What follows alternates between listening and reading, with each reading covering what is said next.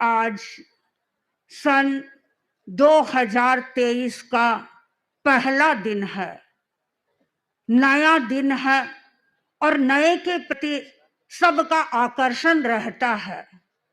गृहस्थों के घर में जब नई गाड़ी आती है तो अनेक लोग उसे देखने के लिए आते हैं और कई लोगों को तो मैंने देखा वे अपनी नई गाड़ी लेकर के आचार्यवर के दर्शन करने के लिए आते हैं। नई गाड़ी का आकर्षण होता है, नए घर का आकर्षण होता है। नया घर बनाते हैं, कई बार आचार्यवर से अर्ज करते हैं, आचार्यवर हमने नया घर बनाया है, आप हमारे नए घर को पवित्र करें, हमारे नए घर का उद्घाटन करें। मार्केट में यदि कोई नया प्रोडक्ट आता है तो लोग उसको देखने के लिए जाते हैं, उसको खरीदने के लिए जाते हैं। बच्चों के लिए यदि मार्केट में खिलौने आते हैं, नए खिलौने लेने के लिए जाते हैं, नई घड़ी आती है, घड़ी लेने के लिए जाते हैं। और यदि मोबाइल का कोई नया मॉडल आता है तो अनेक लोग मोबाइल के नए मॉडल को लेने का आकर्षण भी रखते हैं। कुल मिलाकर के नए के प्रति एक आकर्षण बना हुआ है। इस दुनिया में दो तरह के लोग होते हैं। पहले वर्ग के वे लोग हैं जिनके मन में नए वर्ष का महज इतना ही मूल्य है कि कैलेंडर नया आ गया, तारीखें बदल गई, तारीखें नहीं आ गई, बस वे इतना ही महत्व देते हैं। लेकिन दूसरा वर्ग ऐसा है, जब नया वर्ष आता है तो लोगों के मन में उमंग होती है, उत्साह होता है। और आज भी हम देख रहे हैं इतनी विशाल परिषद परम पूज्य आचार्य वर्ग के सन्निधि में पहुंची है। क्यों पहुंची है? उनका आकर्षण है नए वर्ष के प्रति और वे नए वर्ष में आचार्य वर्ग से मंगल पाठ सुनना चाहते हैं और मंगल पाठ के द्वारा वे वह ऊर्जा को प्राप्त करना चाहते हैं जिस ऊर्जा को प्राप्त करके उनका पूरा साल अच्छी तरह से बीते। हम नए वर्ष में प्रवेश कर रहे हैं। नए वर्ष में हम कैसे प्रवेश करें? नए वर्ष में प्रवेश हम करेंगे सही सोच के साथ, सकारात्मक सोच के साथ। यदि हमारी सोच सकारात्मक होती है तो हम विकास के शिखर को छूने का प्रयत्न करते हैं और यदि हमारी सोच सही नहीं होती है, हम विकास नहीं कर सकते, हमारा पतन हो जाता है। हमें विकास करना है और हमें अपनी सही सोच को विकसित करना है। कहा जाता है कि पैर में मोच और छोटी सोच, ये दोनों बातें है जो वे बना लेते हैं। विफलताएं भी होती है तो विफलताओं में आती है, कई बदल देते हैं और कई ऐसे भी होते हैं जो दुख को और एक उसके करीब 10 पूछा कि बात है आजकल तुम इतनी उदास कैसे? तो उसने अपनी सारी राम कहानी सुनाई। उसने बताया कि ऐसे मित्र ने पूछा तुम मुझे ये तो बताओ कम से कम तुम्हारे पास में धन कितना था? तो उसने कहा मेरे पास में 1 करोड़ की प्रॉपर्टी है। मित्र ने कहा अरे तुम्हारे पास 1 करोड़ की प्रॉपर्टी है और उसमें 10 लाख ही तो तुम्हारे गए हैं, 90 लाख रुपए तो तुम्हारे पास में है। तुम ये सोचो कि क्या हुआ 10 लाख रुपए चले गए तो 90 लाख जो है उनसे तुम सुखी बनो, उनसे तुम दुखी मत बनो।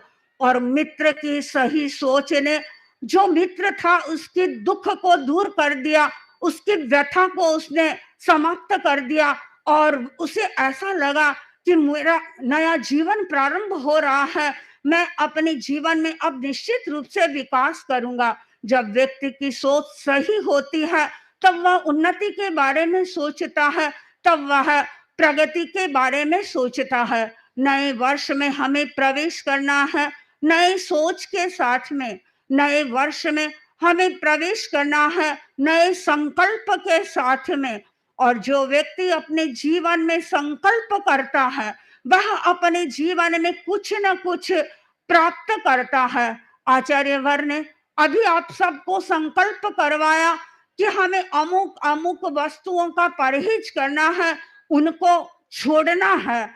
आचार्यवर, कई लोगों को हमने देखा, वे संकल्प लेने में तो बहुत उत्साहित रहते हैं, संकल्प ले लेते हैं, लेकिन कुछ समय के बाद में ही उनका संकल्प शिथिलता हो जाता है और वो संकल्प को तोड़ देते हैं। अभी कुछ दिनों पहले एक सर्वे किया गया था और उस सर्वे की रिपोर्ट बताई गई थी कि नया वर्ष शुरू होने वाला था और नए वर्ष में कुछ यंग लोग थे जिन्होंने संकल्प किया था कि आजकल हेल्थ लोगों की गिर रही है और हमें हेल्थ का केयर करना है और इसके लिए अब हम रेस्टोरेंट में नहीं जाएंगे, हम जिम में जाएंगे, हम एक्सरसाइज करेंगे। और बड़े उत्साह के साथ उन्होंने संकल्प स्वीकार किया। जनवरी जैसे ही आई, वो जिम में जाना उन्होंने शुरू कर दिया, योगा करना शुरू कर दिया, एक्सरसाइज करना शुरू कर दिया और देखा रेस्टोरेंट में सचमुच में क्राउड कम हो गई, भीड़ कम हो गई और इधर जिम में भीड़ बढ़ गई। लेकिन वह भीड़ कितने दिन की थी? 1 महीना, 1.5 महीना, 2 महीना तक वो क्रम चला था और उसके बाद सारा क्रम बदल गया। क्रम बदला तो ऐसा बदला कि रेस्टोरेंट की भीड़ तो जैसी थी वैसी की वैसी ही हो गई और जो जिम की भीड़ थी वह भीड़ वहां से कम हो गई। भीड़ क्यों कम हुई, उसका कारण क्या था? तो उन्होंने निष्कर्ष निकाला, कारण था संकल्प की कमी। संकल्प की कमी के कारण व्यक्ति आगे नहीं बढ़ता है।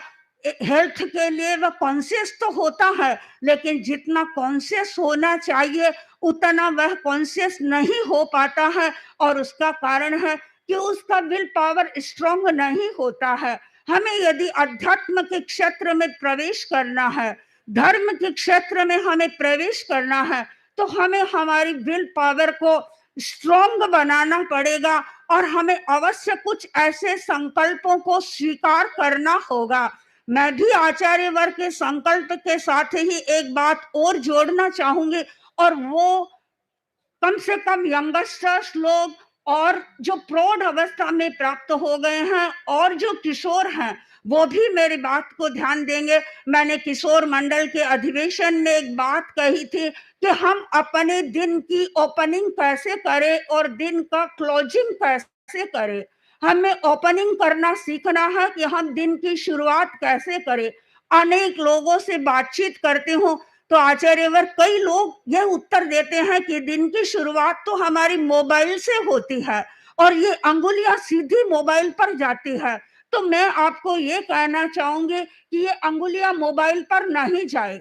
जब आप उठे तो आप अपनी अंगुलियों पर भगवान का स्मरण करें और भगवान का स्मरण आप करेंगे, उसके लिए नमस्कार महामंत्र का एक ऐसा लक्ष्य हमारे सामने है। हम महामंत्र का अभ्यास करें, अंगुलियों पर नवकार मंत्र का स्मरण करें और पूरी माला फेर सके बहुत अच्छा है। पूरी माला यदि नहीं भी फेर सके तो कम से कम 21 बार नवकार मंत्र का अवश्य उच्चारण करें और उच्चारण के साथ में हमारी जो ये परम पूज्य आत्माएं हैं उन आत्माओं के साथ में हम तादात्म्य की अनुभूति करें और वह प्रारंभ दिन का आपको ऊर्जा देने वाला होगा, आपको ऊर्जा संपन्न बनाने वाला होगा और इससे आपको अनुभूति होगी कि वो सारा दिन हमारा शक्ति संपन्न बन गया है और अच्छी तरह से सारे कार्य हो रहे हैं। और उसके साथ साथ में आप दिन का क्लोजिंग कैसे करेंगे, यानी रात्रि में जब आप अपने बेड पर जाएं, अनेक लोग ऐसे हैं जो मोबाइल को ही देखते रहते हैं और मोबाइल को देखते देखते कई लोगों को तो नींद कब आ जाती है पता ही नहीं चलता है।